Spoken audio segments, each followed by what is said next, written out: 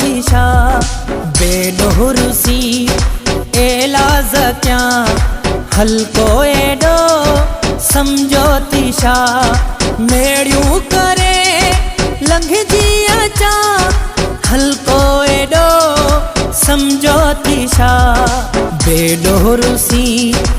alloys क्या हल्को एडो समझो थी छा मेड़ियूं करे लंघजी अचा हल्को एडो समझो थी छा बेडोरुसी एलाज क्या हल्को एडो समझो थी छा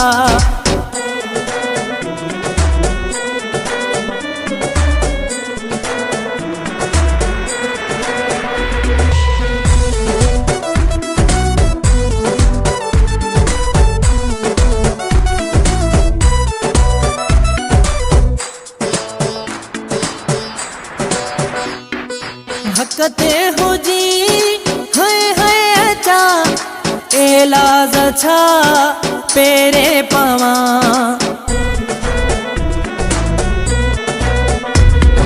हकते हुजी है अचा एलाज छा पेरे पवा गलते करी थो किया न चवा हल्को एडो समझो थी छा मेड़ियूं करे लंघजी अचा हल्को एडो समझो थी छा बेडोरुसी एलाज क्या हल्को एडो समझो थी छा हल्को एडो समझो थी छा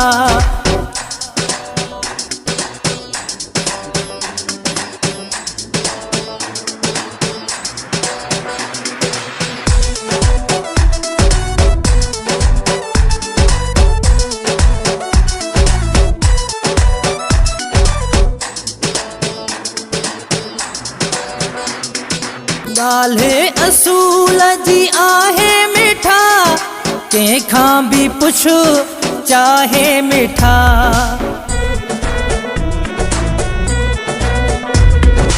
ॻाल्हि असूल जी आहे मिठा कंहिंखां बि पुछ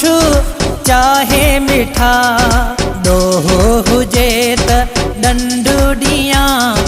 हल्को एडो समझो थी छा मेड़ियूं करे लंघजी अचा हल्को एडो समझो थी छा बेडोरुसी एलाज क्या हल्को एडो समझो थी छा हल्को एडो समझो थी छा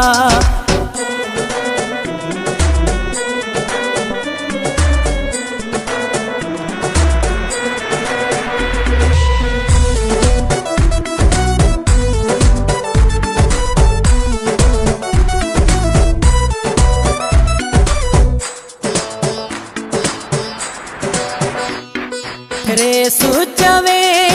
चांडियो मदद कोन ॾिठो मुंहिंजो थी ज़िद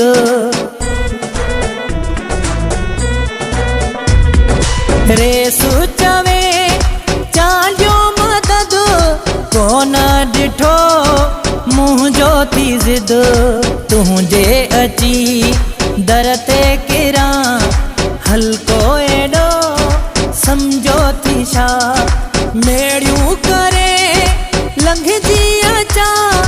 हल्को एडो समझो थी छा बेडोरुसी एलाज क्या हल्को एडो समझो थी छा